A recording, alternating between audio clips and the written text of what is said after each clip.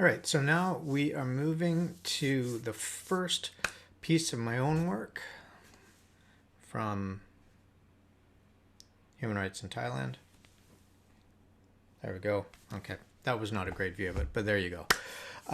And exploring in this a different kind of interconnection or point of contact between human rights and Buddhism. So there are going to be, you see here a map of Thailand. There are two main sites where this fieldwork took place. The arrow above pointing to Bangkok, and where the National Human Rights Commission is located, and the arrow below pointing to the three provinces that were most seriously hit by the tsunami at the end of 2004, and that is the setting for one of the moments that I cover in this lecture, in this chapter, in Phang.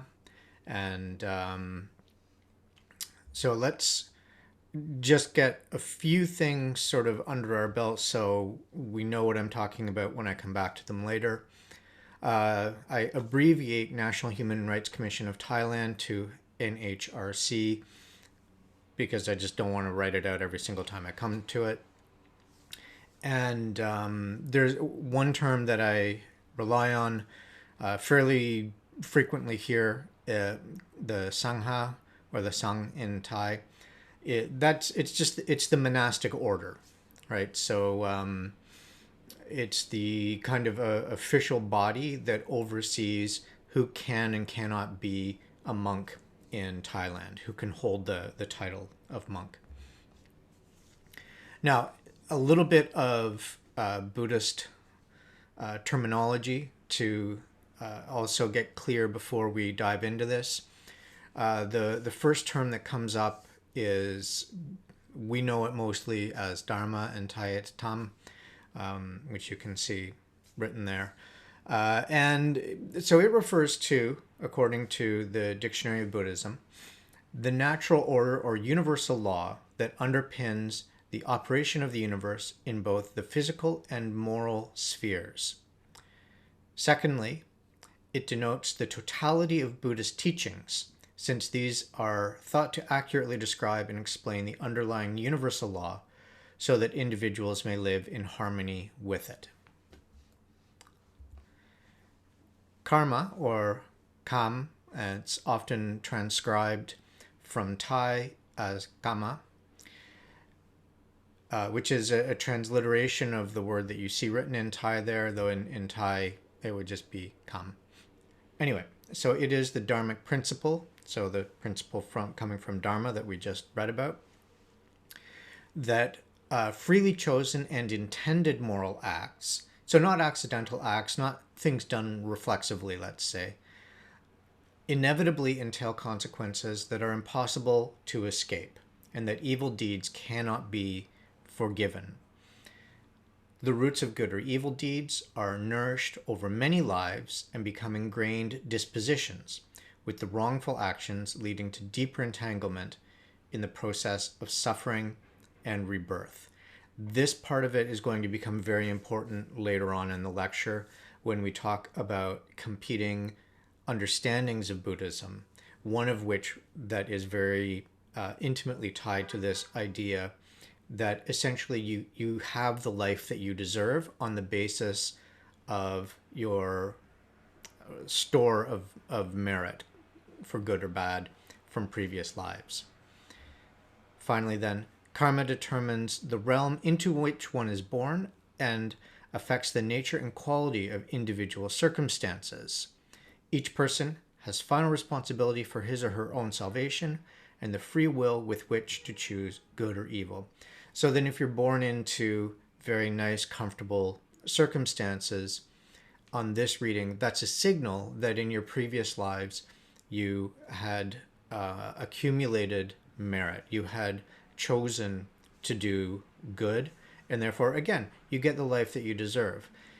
If you were born into very stick with comfortable circumstances, the thought is you couldn't have gotten there, inherited this comfortable existence, if you had done a lot of evil in your previous lives. And then finally, this is a concept that it's not a competing concept with karma, but it is one that winds up figuring differently in the competing readings of Buddhism that I'll explore later. And so it is the end or absence of undesirable things, such as suffering. First, then, the moral and spiritual transformation that takes place in life, and the point being that that occurs within life. And then secondly, the condition that subsists in the post-mortem state, so after you're dead, the condition that you remain in after you're dead, once you've reached this level of freedom from suffering as the primary example. Suffering, desire, which brings suffering, clinging like to the idea of self that we've already seen in the previous reading with Leave, things like that. So then the first of these does not entail freedom from the effects of karma, but does mean that no new karma will be produced. So that you have not yet become free from previous karma, but it's just that you're not accumulating any new karma. You're not gaining or losing merit, that things now are fixed, which brings you to the second. The second condition is free from the effects of karma. So you have been released from the cycle of rebirths into the world that contains suffering.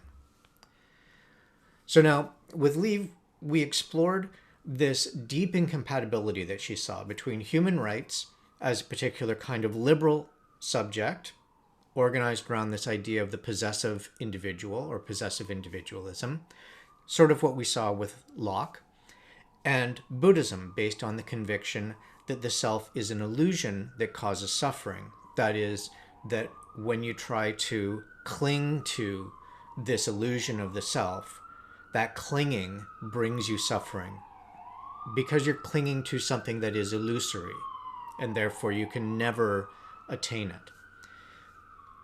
Here, in this chapter, we look at how Thai Buddhists and human rights advocates experimented with a different approach to Buddhism that allows for a different relationship to human rights. So that in a way, the reading of Buddhism was there, it was available, and it had been for some time, and human rights provided an occasion for further experimentation with these different readings of Buddhism and the way that they might manifest human rights. We'll see more about that in a moment.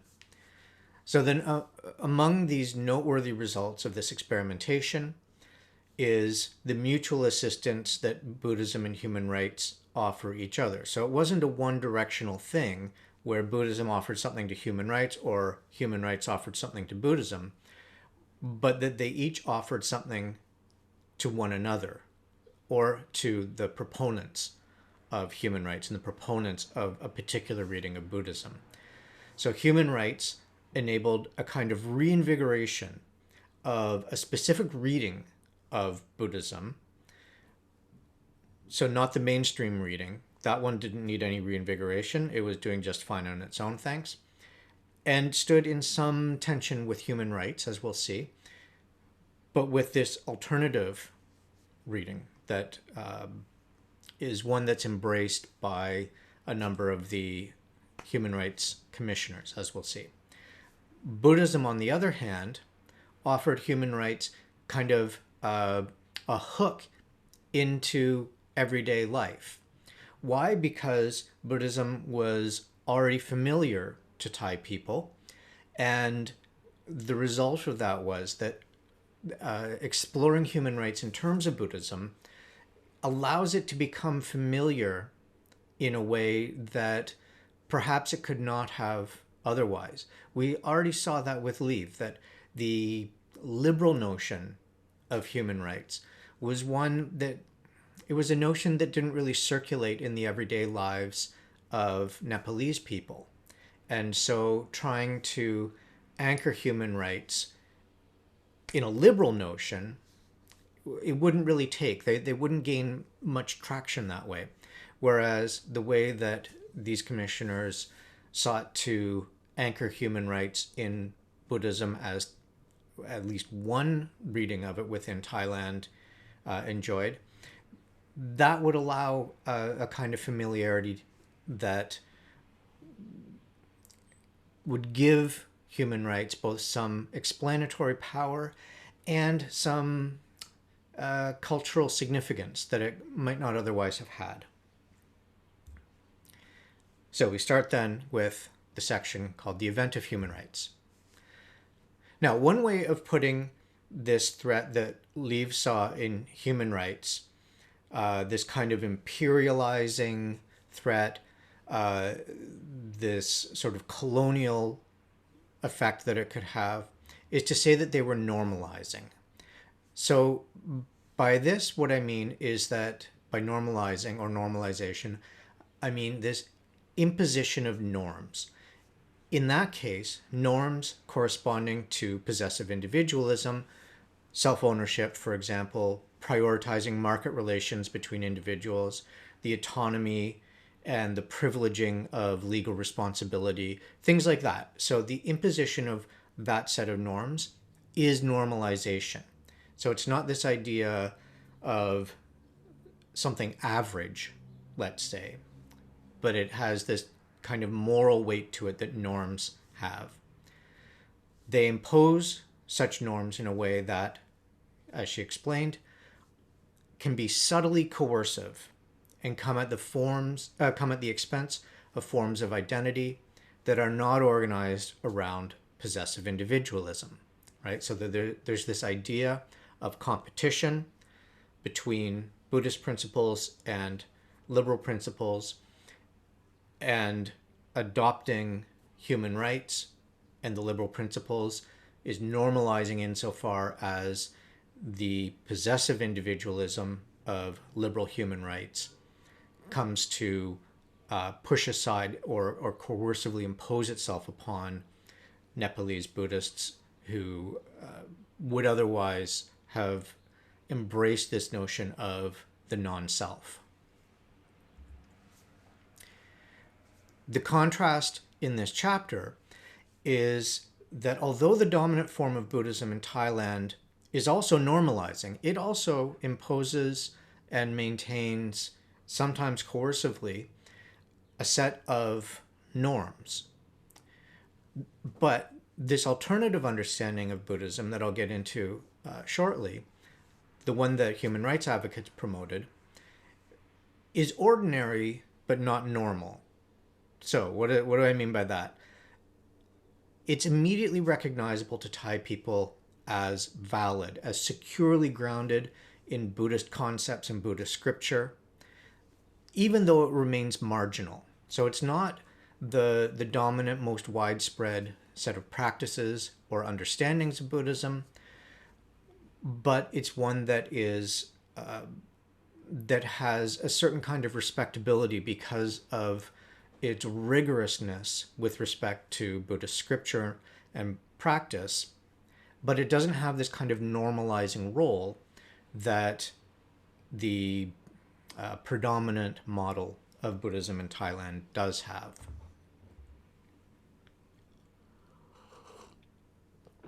Okay, so how could this be? Well, the dominant form, and I'll explore a couple of other variants of Buddhism that are not dominant but are important innovations over the last, say, generation. So while the dominant form demands conformity, this is part of the process of normalization, is demanding conformity. This alternative vision embraces nonconformity, and in so doing, it rejects the sort of conformist impulse and the demand to speak and act according to the social scripts that the dominant form insists upon, right? So the dominant form has a particular set of values, norms, and practices, precepts that it insists Buddhists adopt. And to fail to do so, in some cases, it can lead to things like monks being defrocked, so being removed from the Sangha, losing any official titles, right? That it has that kind of coercive power. But it also has coercive power in much more mundane ways, just in the way that over the course of a day, people can exert subtle social pressure on one another by way of these norms. But it also has an important influence, again, we're going to see more about this below, in validating a particular kind of social structure, a stratified social structure. So not an egalitarian one, but one where there are different strata that correspond to things like wealth, power, influence, and so forth. The importance of this freedom to reject social and moral dictation, that's what I'm saying the predominant model of Buddhism does, is it imposes this kind of dictation. And so the alternative form rejects that dictation. That importance is going to become clearer a little bit further down the road when we explore it through two monks in particular, two monks with differing views, one of whom promotes the sort of conformist, conservative, standard reading of Buddhism, and the other who has this nonconformist. You can't exactly say liberal. This figure is difficult to categorize in terms of liberal versus conservative, but it is more oriented toward a kind of egalitarianism, a kind of freedom to experiment, to explore, that is not quite available in the dominant view. We'll see this below when we get to these two monks, Kitiwuto on the one side and Buddhadasa on the other. Now, it's worth stressing at this point that this is not an inevitable outcome of the intersection of human rights and Buddhism. So it's not just given that if you take Buddhism and you take human rights and you mix them together, that you're going to get this reading either of Buddhism or of human rights as Buddhist. That's not an inevitability. Leave has already alerted us to this, that we shouldn't expect this to occur in every circumstance. So there's something particular to what's going on in Thailand at this time. And that's, in a way, that's why it's worth doing the work of this ethnographic investigation to understand how human rights emerge in a particular way in Thailand. All right, so now we get to human rights and worldly Buddhism, being, of course, a little bit of a play, because the notion behind Buddhism is that you're supposed to avoid worldly engagements and focus your attention beyond that. So then many interpretations of Buddhism stress that Buddhists, and especially monks, should remove themselves from this worldly concerns, politics, business, and so forth. Why? Because these things bring them suffering. So then the focus beyond this world, release from the illusion of the self, release from grasping, and so forth, that is the task that monks are to undertake. So this is one of the reasons then that you'll see every morning, wherever there's a temple in Thailand, you'll see the monks leaving the temple with their begging bowls, and they walk along a street or a road or a path, what have you, past houses, and as they do, villagers, or if it's in the city, then city dwellers, will give them food. They'll put food into this bowl. In principle, the monks are not allowed to ask for any of it. They may take in only what is given freely. But the flip side of that is that within Buddhism, at least Thai Buddhism, I think Buddhism generally, there's the idea that to give food to a monk is to gain merit. You're doing something meritorious, and so you gain merit by doing that. It's a good act. And then the monks will take this back to the temple and they'll have their single meal of the day. Now, the thing that's important about this is it's a demonstration of how monks are supposed to subsist without engaging in any kind of commerce, without having any kind of business. They get their food exclusively from this ritual of begging. And again, this underlines the way in which monks are to disengage from this worldly activity, like having businesses, and focus their attention on beyond this world. But there are other traditions in Thailand, like the forest monks. That's an alternative that has existed for quite a long time. And so they would be monks who would not attach themselves to a monastery, let's say. So in throughout Thailand, except in the far south where there's a majority Muslim population, for wherever there's a village, you'll find a temple essentially. And the temple will be the organizing center of not all social life, but a lot of social life, very often education, and of all religious life.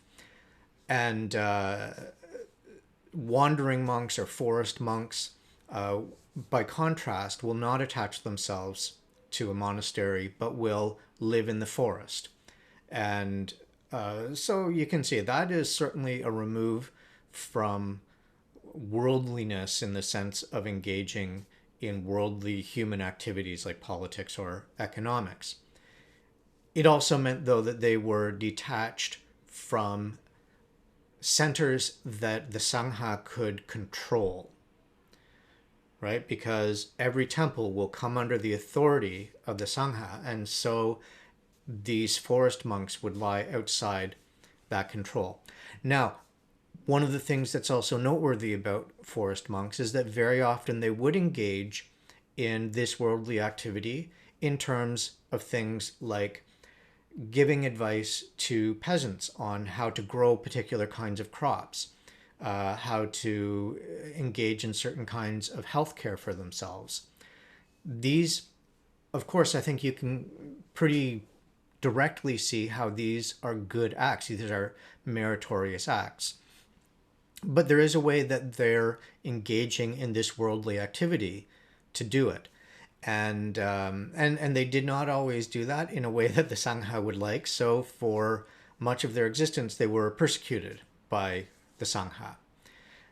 And one of the other things that they would engage in a more contemporary fashion, certainly while I was doing my field work, was environmental protection.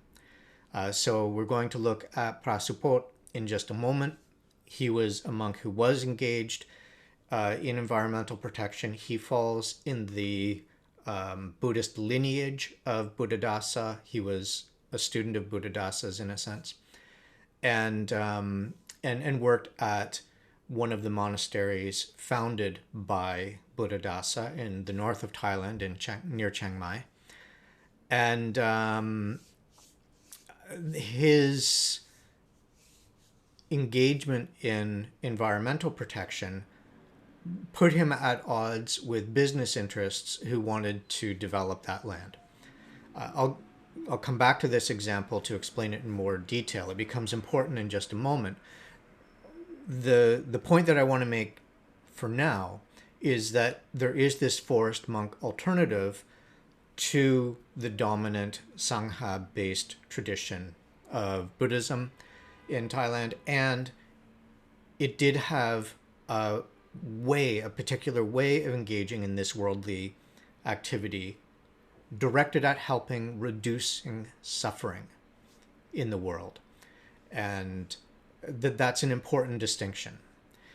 So in this section, I show that there's this connection between the Human Rights Commission and the teaching of Buddhadasa, this monk who fit into the forest monk tradition, although he did wind up establishing a couple of what he called gardens that were Buddhist centers.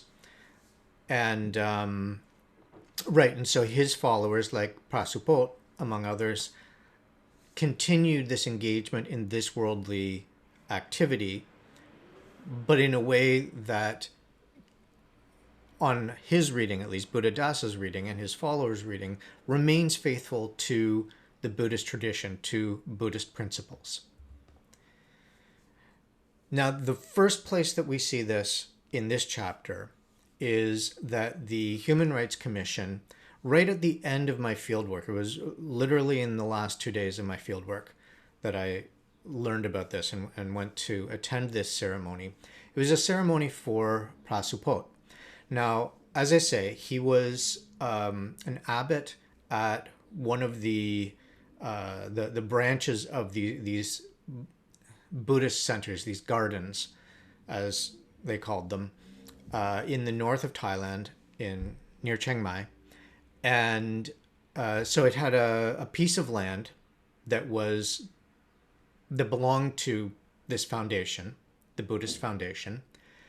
And although the land was open for villagers from around the area to come and take whatever the forest produced, fruit, probably things like fallen branches and things for firewood, they were free to do that.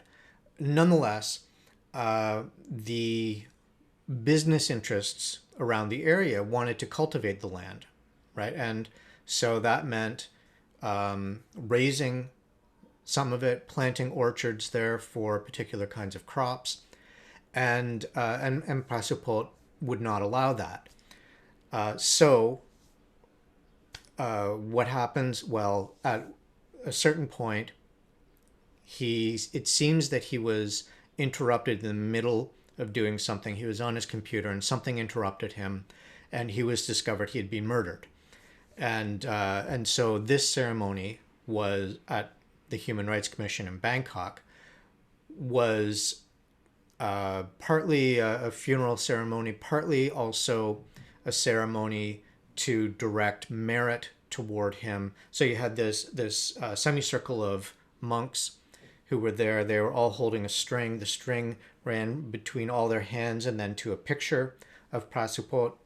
And the idea was that merit would flow along this string to the deceased.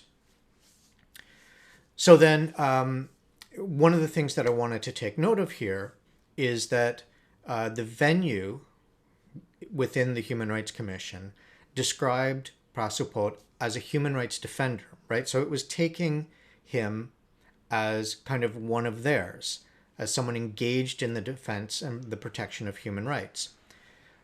So then we can see immediately that there is this clear connection between a particular vision and set of practices that are Buddhist on the one side and human rights practices and human rights principles on the other, in spite of the fact that human rights are this worldly. Still, they would seem to form a fit with the forest monk tradition of engaging in this worldly behavior that reduces suffering.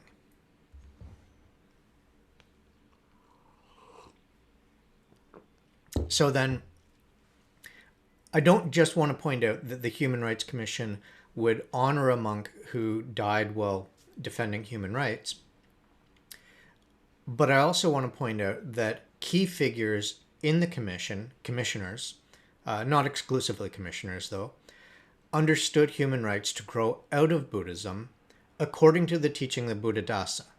So they don't grow out of just any old Buddhist tradition, but they do grow out of this particular one.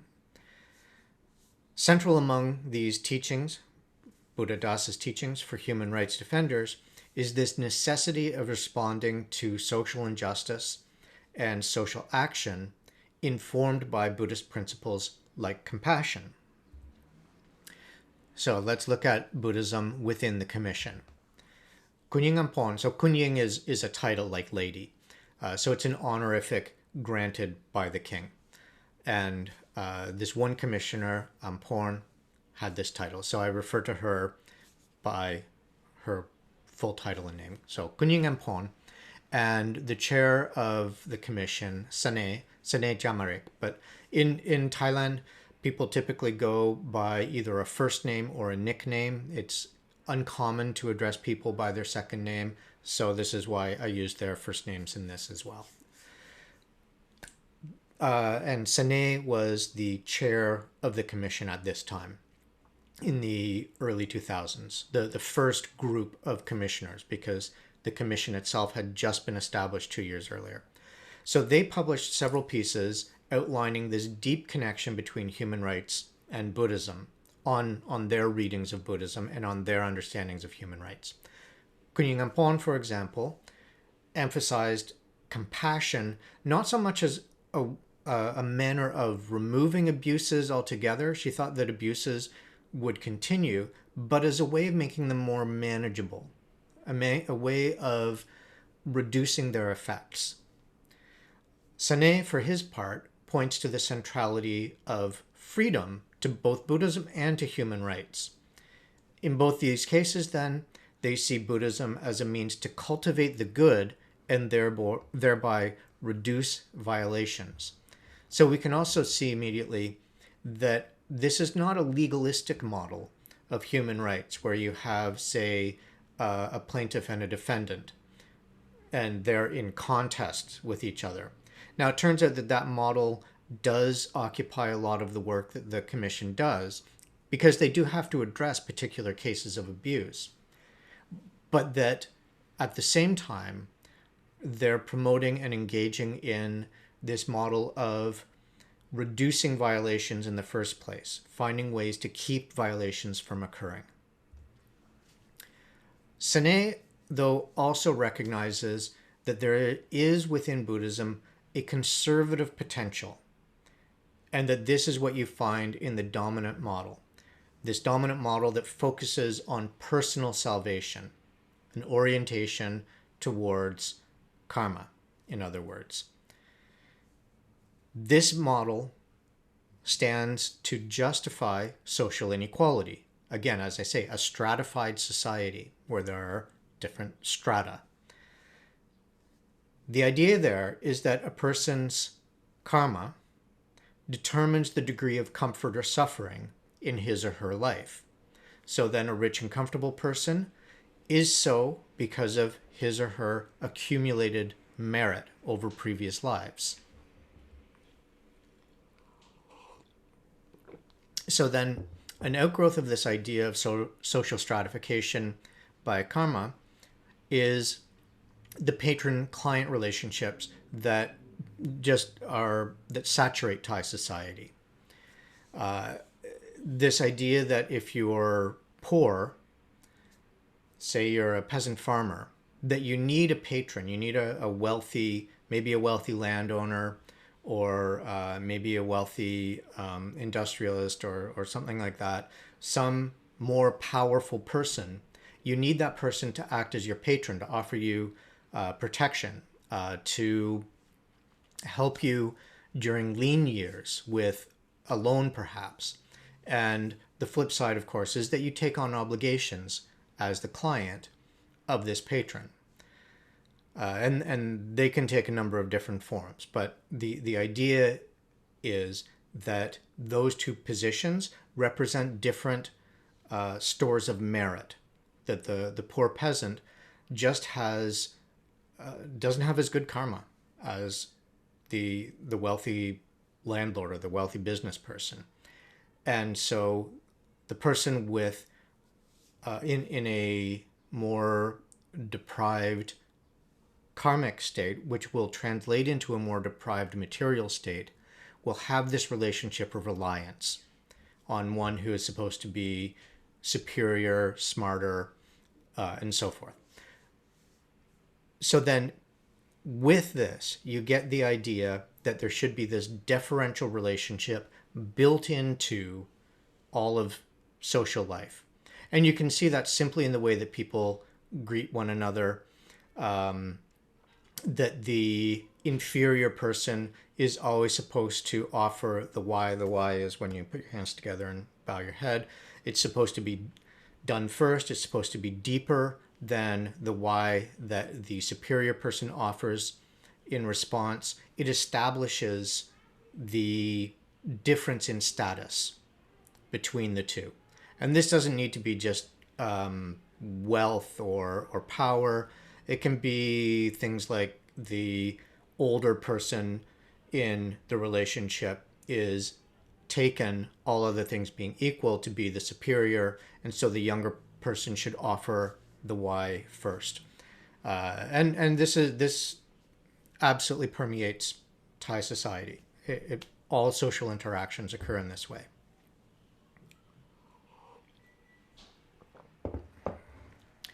So then, with this, as I say, you get this notion built in that powerful people should be in charge.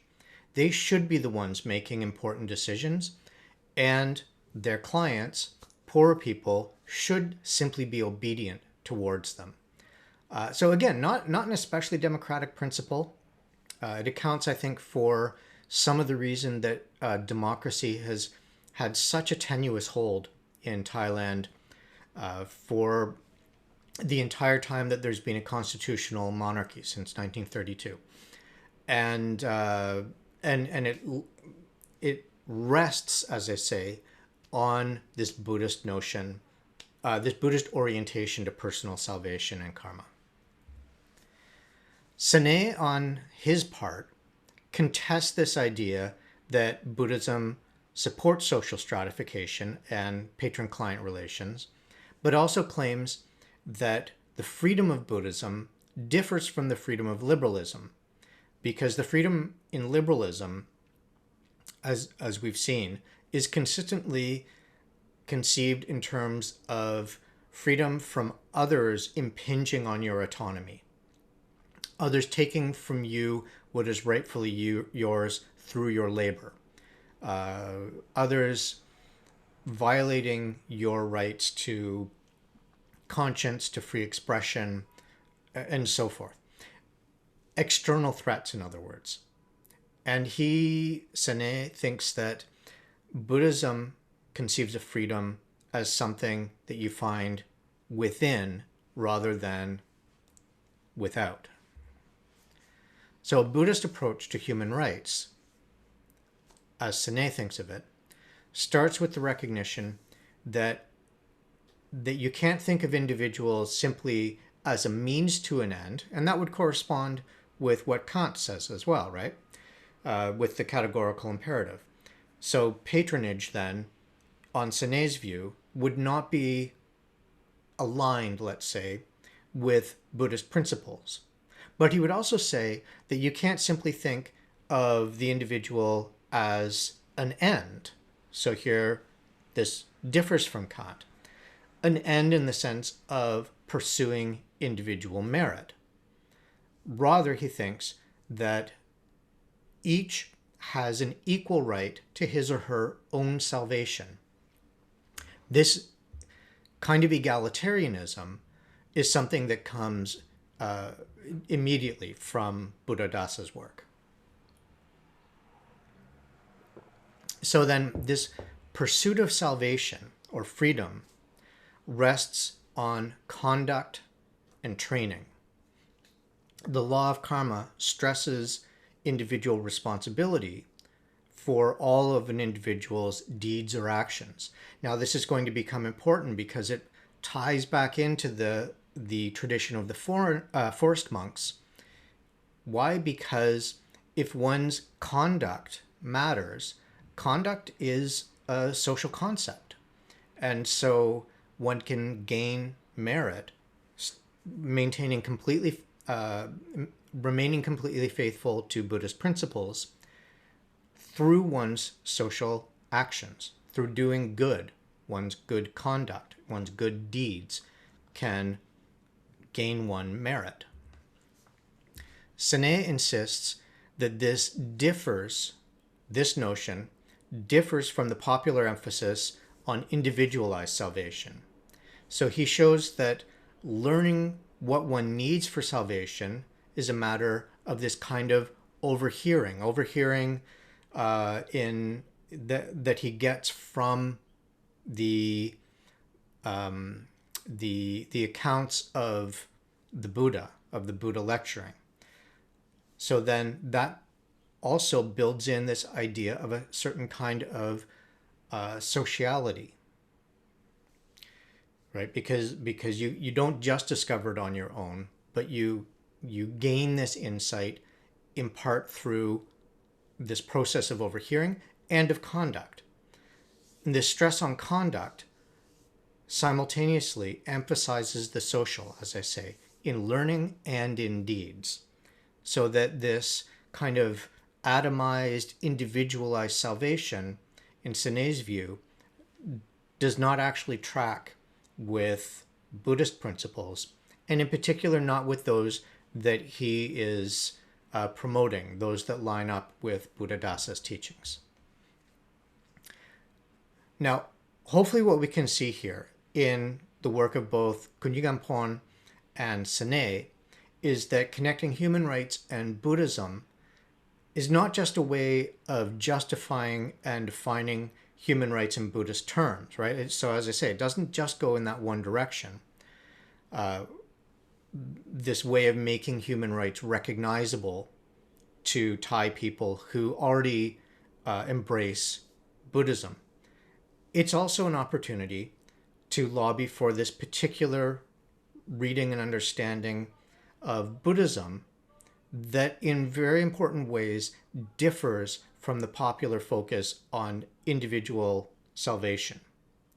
So on this view, human rights become an issue of salvation for the individual, not just as freedom from others' abuse, but also as freedom from abusing, from engaging in deleterious acts, acts that degrade your karma.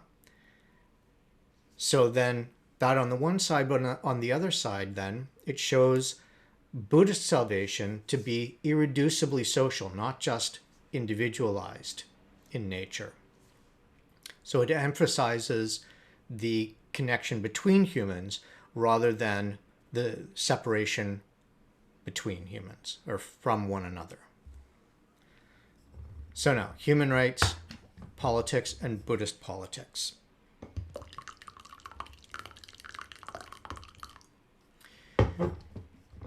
We've already seen then that Sene does not base his understanding of freedom in liberal theory, but rather in the Buddhist teaching of Buddhadasa.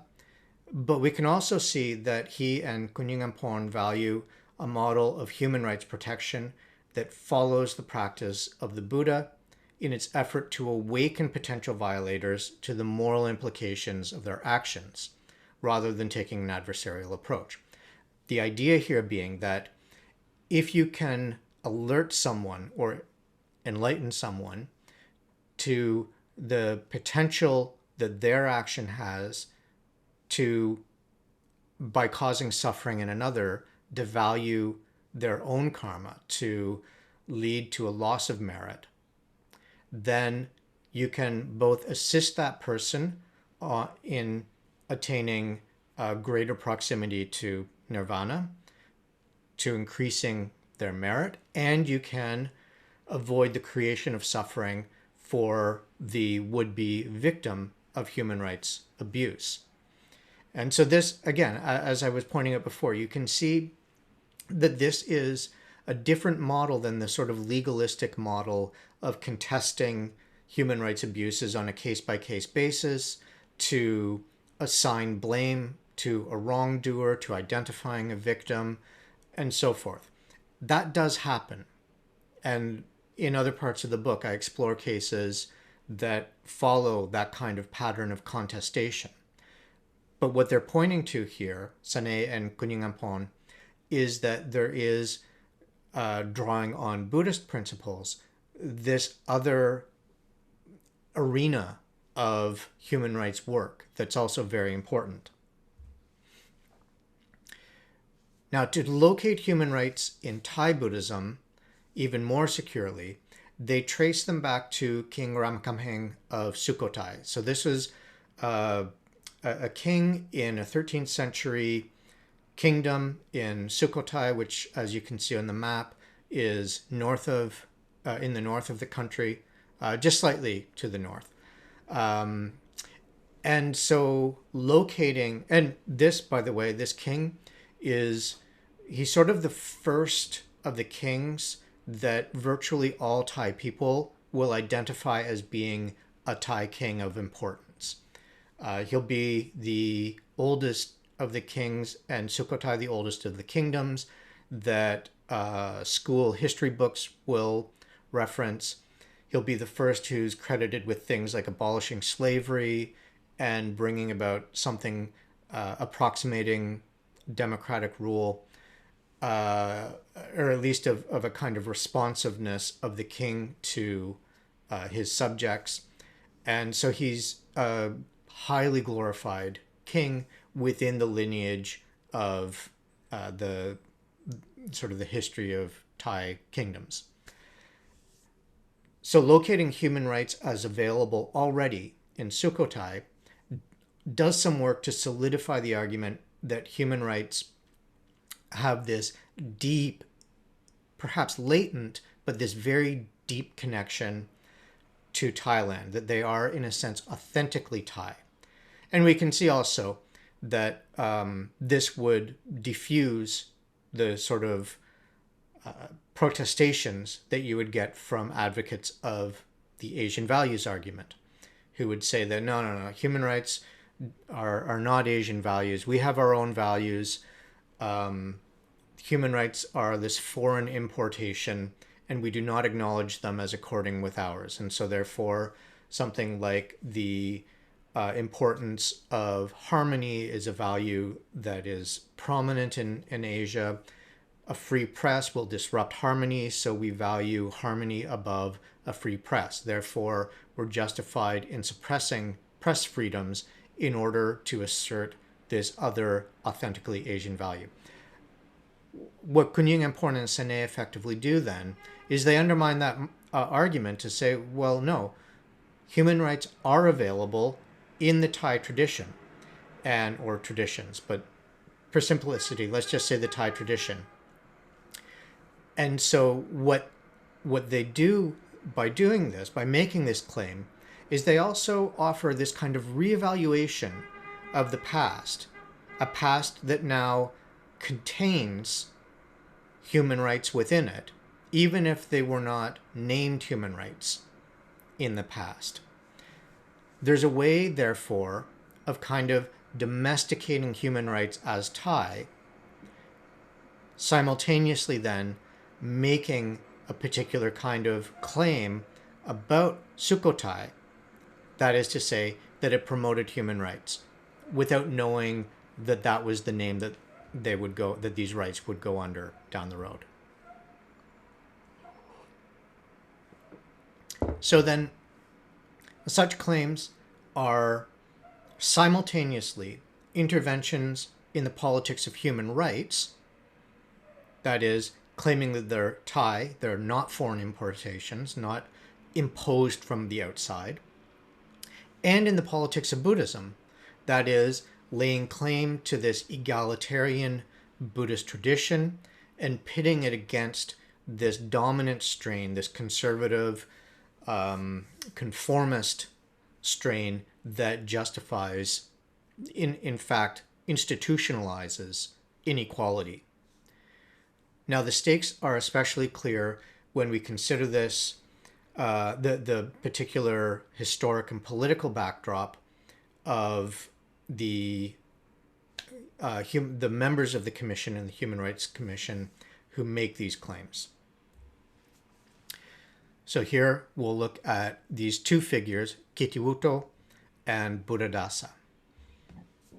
In the 1970s, this politically and theologically conservative monk, Kitiwuto, pictured here, preached both in person and in print, and over the radio waves, in fact, that it was a duty of Thai Buddhists to kill leftists. And in fact, that happened. There was a right-wing massacre of left-leaning students in 1976. The students were protesting the return from exile of two former authoritarian rulers. They had been ousted in 1973, and they were now making their return to the country. The students were protesting their return, and so figures like Kitiuto proclaimed them essentially enemies of the monarchy, of the religion, and of the nation, claiming therefore that it was meritorious to kill them and that Thai ought to do that. As it turned out, at Thammasat University in Bangkok, there was a massacre of protesting students by right-wing paramilitary and military forces, and to some significant extent, they gained their sanction to do this from Kitiwuto, from this prominent monk. The important thing, though, for our purposes, is that he grounds his justifications in Buddhism. He says that killing leftists gains you merit, right? That it is aligned with Buddhist principles, with Buddhist morality. So this was the same time when many of the human rights advocates that were in the commission or who were doing work alongside the commission at the time that I was doing work, when they were in the university. Some were there as teachers, others were there as students, and some of them were present at the university, or they worked or studied at the university where this massacre occurred. And again, I have to emphasize that occurred with Kitiwuto's encouragement. So then they were witness to the use of Buddhism to justify the massacre of political opponents. And that this was kind of a formative influence on their political, moral, and indeed religious thinking.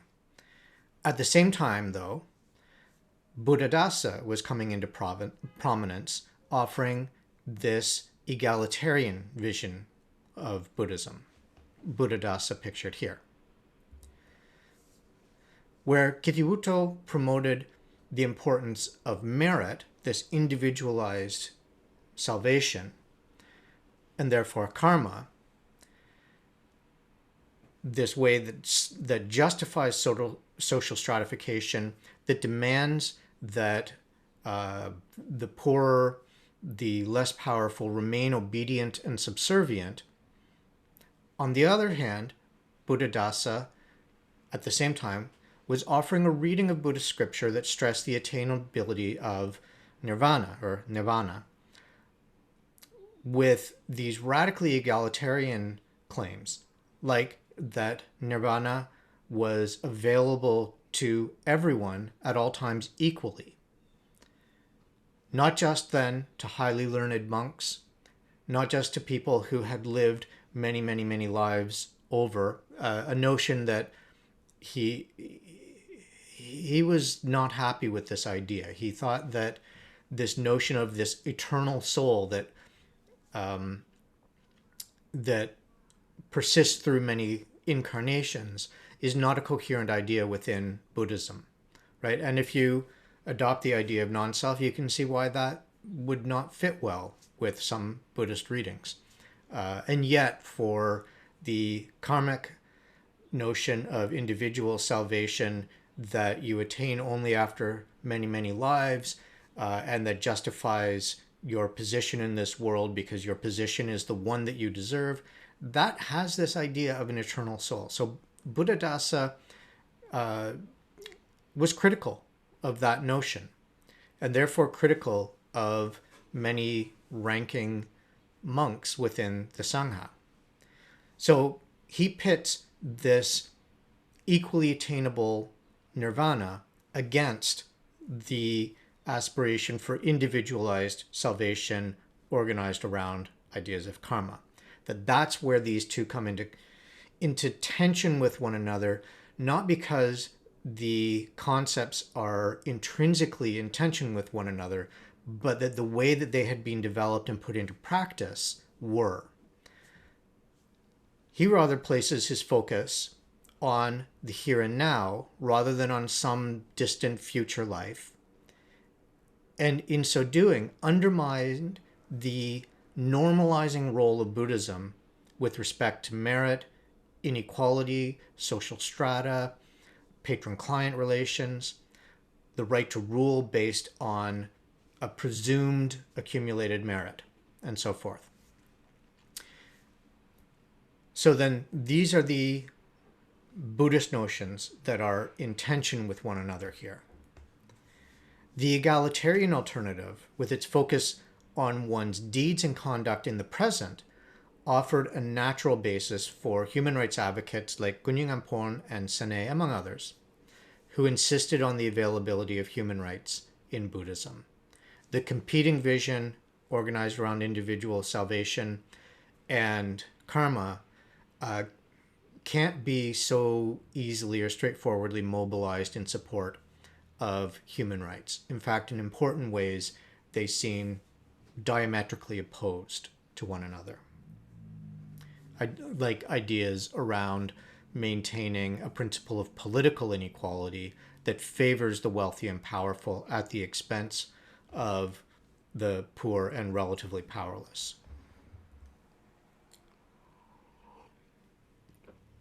Now, I do in the chapter explore two alternative Buddhist traditions that cropped up over the last probably 45 years. For the purposes of this class, they're not especially important. So I'm going to bypass them and just highlight a couple of things, three things really.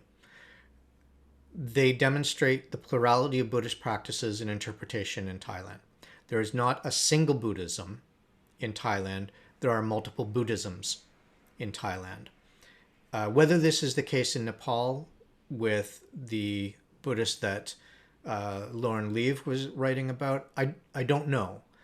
But that could have something to do with the different position that Buddhism holds in the two places, it being a minority religion in Nepal and a majority religion in Thailand.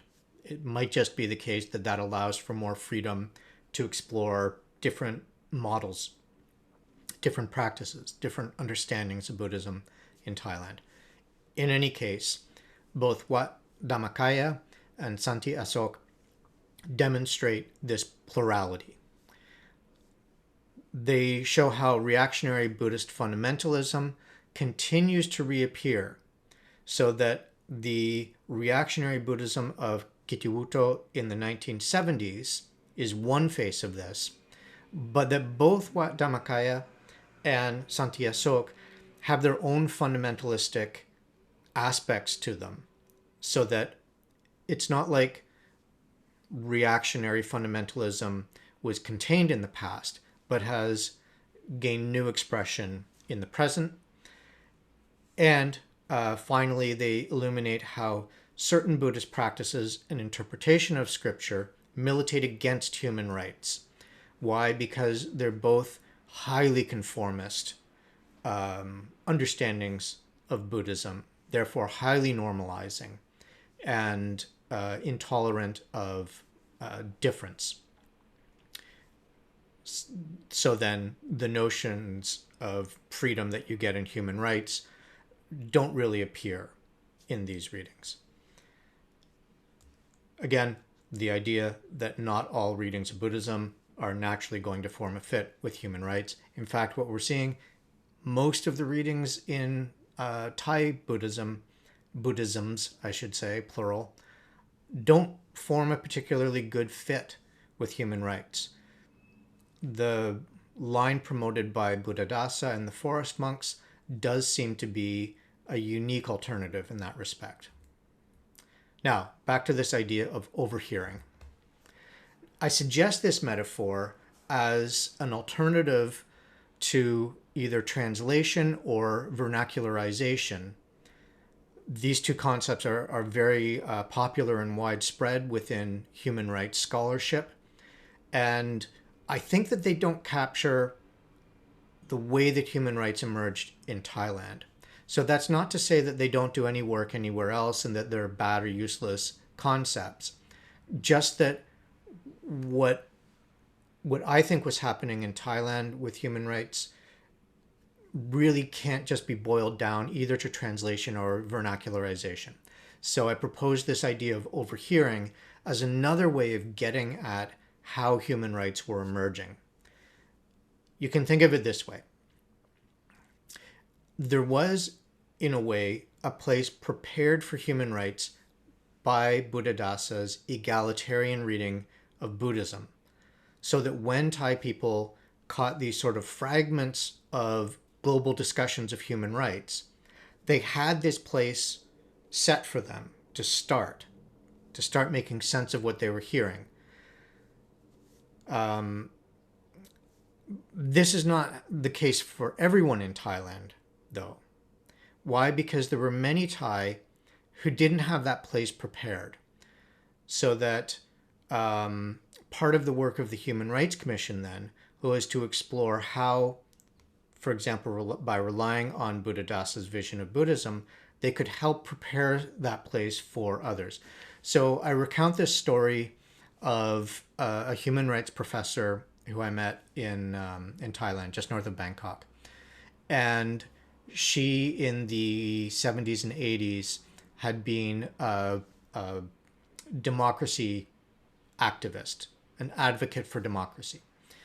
And so the word for democracy in Thai is Prajatipatai. And she, as a student, had gone out into villages to try and educate people about human rights. So you could see that there was a way that she had the place prepared for the idea of democracy. She couldn't articulate it especially clearly, but she had this kind of sense of what it entailed. And so she and her fellow students went out, and she was recalling how at one meeting they were talking with villagers in the south, in I think Suratthani, which is a province in the south of Thailand. And one of the villagers raised his hand and said, "So, who is this Prajatipatai?" Because Prajatipatai sounds like it could be somebody's name. And so you can see that this is an individual who doesn't have a place prepared for the idea of democracy. Why? Because what he's hearing is so alien to him that he can't even tell what kind of a thing it is. He thinks that it might just be somebody's name rather than this political principle of legitimate rule. And so there's an Austrian philosopher, Ludwig Wittgenstein, who has a notion that I think is helpful for making sense of this. And so he says, if you're somebody who is completely unfamiliar with board games of any sort, then there's a way that you're not going to have a place prepared to understand what a king is in the game of chess. That other things need to be in place first so that you'll have that place prepared to understand what a king is in the game of chess. Like, say, if you already played checkers, then the notion of the king might be explicable to you in a way that the place would already be prepared. This is the kind of thing then, the kind of difference that I'm trying to bring out of human rights being in some ways interpretable as something overheard by the members of the commission and other people comparably placed, but for other Thai people, there was simply no place available.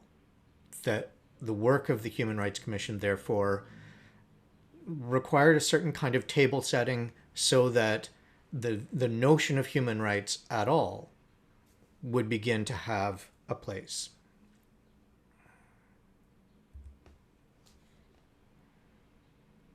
Okay, so Buddhism and social action. The principle of awakening in potential violators an awareness of the possibility of abuse and therefore of the moral consequences for them of being abusive, that wasn't just restricted to the commissioners of the Human Rights Commission. So it also blended with ideas of surveillance for disease that originated in the Ministry of Public Health. The Ministry of Public Health, after the massacre in 1976 and through into the 1980s, the ministry became a place that was, among all of the other ministries in the Thai government, uniquely receptive to students who had been former students. So then many people with medical training who had leftist political inclinations in 1976 and in the early 80s could find a place for themselves in the Ministry of Public Health. So then the ministry itself had not just this kind of medical and public health mandate, but it also had more of a leftist disposition, more of an egalitarian disposition than many other parts of the government. And this is where Dr. Chuchai had worked before he became the first Secretary General of the Human Rights Commission. So he was not a commissioner. He worked as the head of the bureaucratic side of the commission, who was there to support the commission. And so he was also responsible for drafting the initial plans, 5-year plans, for the commission to work out how they would promote, defend, and pursue human rights. He also worked with the principle of non-confrontation to enlighten those in high-risk positions. And so adapting this notion of surveillance for disease, which is prevalent in the Ministry of Public Health, he would use that same idea to try and anticipate areas that were most likely sites for violation. So the police, juvenile corrections officers, prisons, places like these. And then he would try and work with those people in order to avoid violations occurring in the first place. So then the point there being that these sort of notions of egalitarianism were not exclusively those of the commissioners like Sane and Kuningampon, that they appeared in other places as well. Okay, so now politics otherwise. This egalitarianism that I've been saying was an element of Buddhadasa's teachings that cropped up in the National Human Rights Commission, arose also in other circumstances outside the commission proper. So one example is at Te Kuapa prison in Panga. Now, I had, after the tsunami in 2004, in December, I accompanied some lawyers who had gone to southern Thailand who were connected to the Human Rights Commission, but not part of the Human Rights Commission. So they had a certain kind of mandate from the commission, even though they themselves were not commissioners and they were not part of the bureaucracy of the commission either. So they had gone down with sort of a plurality of plans. One of the things that they were doing is they were trying to help out Burmese migrants who had been affected by the tsunami. Why? Because there has been, to put it politely, a tense relationship between Burma and Thailand, dating back well before Thailand became Thailand, when it was Siam, when it was made up of kingdoms before the current dynasty. and there had been different wars between them. The old capital of Ayutthaya, which is just north of Bangkok, had been completely sacked by an old Burmese kingdom, and so there were these long simmering resentments, at least on the part of the Thai toward Burmese people. So then, when the Burmese would migrate into Thailand, sometimes through irregular channels with human smuggling and things of this sort,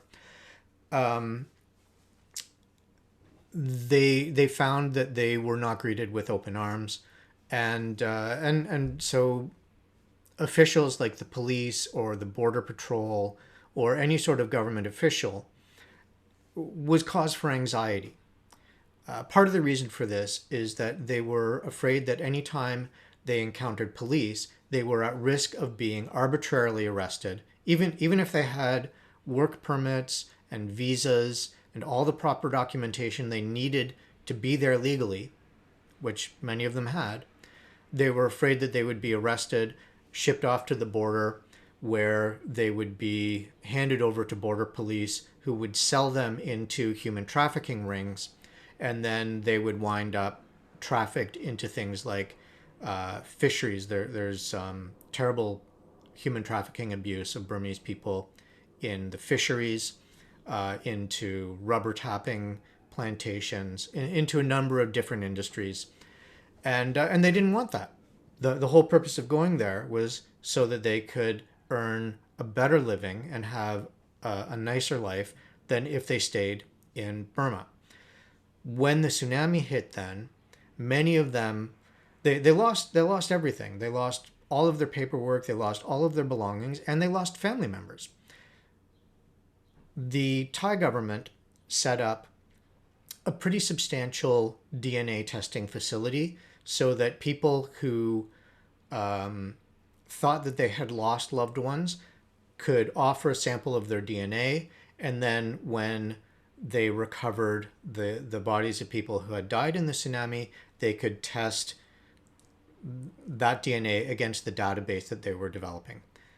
Burmese people in Thailand, the migrants, they were having none of it. They did not want to engage with officials of any sort, and the DNA testing had been put under the auspices of the Thai police. So they wouldn't do it. These lawyers had gone down then to establish a parallel testing system, one that was not under the umbrella of the Thai police, one that was organized through Burmese NGOs that were working in the area, so that they could have a place that they could feel more comfortable offering their DNA and finding out what had happened to the people they had lost, and so if they were alive or dead. Well, at least they would find out, not necessarily if they were alive, because people could go missing, but they would find out if any of the dead were their family members. So that was one of the things that they were going to do. They had other projects alongside this. Among them was educating people about human rights. So this prison was one of the places that they were doing this work. The warden at that time was concerned. It bothered him that inmates in his prison, many of whom were foreign migrants, most of those foreign migrants were from Burma, that they didn't understand what their rights were. The warden didn't think that that was right. He thought that his inmates should know what their rights were. And so he and the lawyers came together to organize this day of sort of human rights education, so that the inmates, through a translator, would get an explanation of what their legal rights were and what human rights entailed for them. Now, this instruction was to educate the inmates, but it was also for the benefit of the prison officials. So all the people who worked there could also gain an education about human rights, and therefore about how to avoid violating human rights. On paper, you would think this is not going to be a pleasant experience. You've got human rights lawyers on the one side who are trying to educate prisoners what their rights are, what they're allowed to claim from prison officials, from prison guards, what prison guards and officials are not allowed to do to them. And on the other side, you've got the guards and the warden and other officials. It looks like it should be contentious. And yet, what it came back to is this same kind of egalitarian Buddhist principle that I've been talking about throughout, to help guide state agents away from deleterious acts by acting in the world.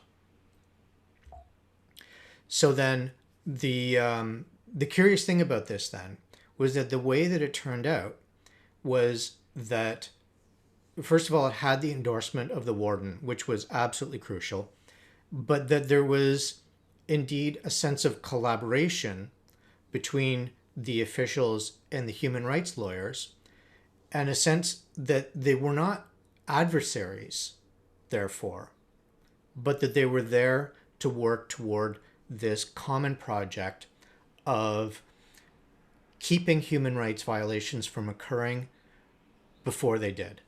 Same principle that Dr. Tuchai was promoting, the same notion that Kunying Ampon and Sane were articulating as consistent with Buddhist principles.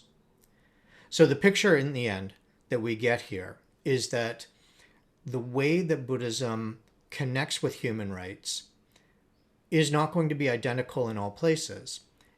And that in Thailand, with this emphasis on this one particular body of teaching, the inheritance of the forest monks as conceptualized by Buddhadasa and his very, very rich scholarship in Buddhism and in Buddhist scripture, that these lent themselves to particular understandings of Buddhism that